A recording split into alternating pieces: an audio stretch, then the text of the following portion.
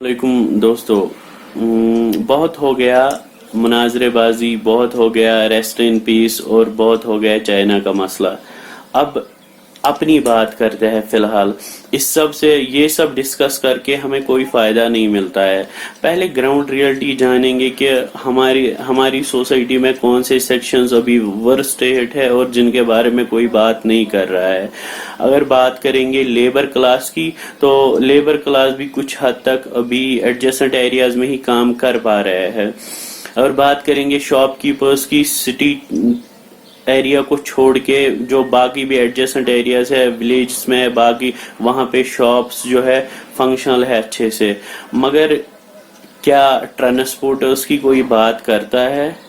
ये एक ऐसा सेक्शन है जैसे हमारे दिमाग से ही निकल गया है, वैसे ही एडमिनिस्ट्रेशन के दिमाग से भी निकल गया है। आप देखिए बहुत सारे एसओपीज गाइडलाइंस इशू हो गई एडमिनिस्ट्रेशन की तरफ से।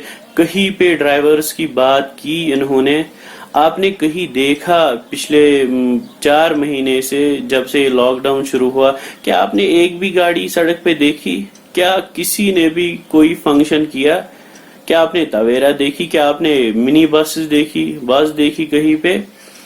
This is the section that's the worst hit section of our society right now, और इसकी कोई बात भी नहीं कर रहा है।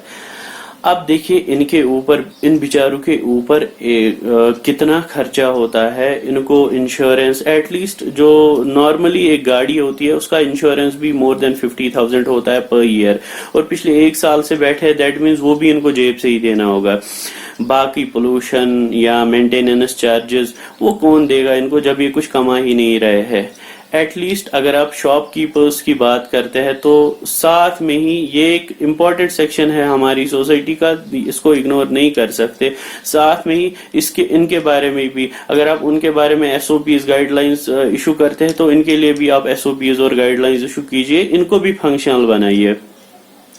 अगर आपको लगता है इनकी वजह से कोविड स्प्रेड होगा तो एसआरटीसी बसेस तो चल रही है, उनकी वजह से क्यों नहीं होता फिर? हाँ, अगर फिर भी आप एज अ प्रिकॉशनरी मेजर्स चाहते हैं तो आप सीटिंग कैपेसिटी रिड्यूस कर सकते हैं। अगर 100% है तो आप 50% रिड्यूस कीजिए ताकि इनका भी कुछ चले। अब देखिए बहुत सारी गाड़ियां जो है वो फाइनेंस्ड होती है मुख्तलिफ बैंकों से, तो अब सोचे फिर इन पे कैसा, यही तो रीजन है जिसकी वजह से जहनी दबाव फिर होता है लोगों में। इसके फिर बहुत बहुत बुरे कंसिक्वेंसेस होते हैं। मेहरबानी कीजिए आप हर किसी सेक्शन जो है इसको साथ में ले चलिए। अगर एक सेक्शन इम्पोर्टेंट है दूसरा सेक्शन भी इक्वली इम्पोर्टेंट है, इनका कंट्रीब्यूशन मैक्सिमम रहा है हमारे लिए।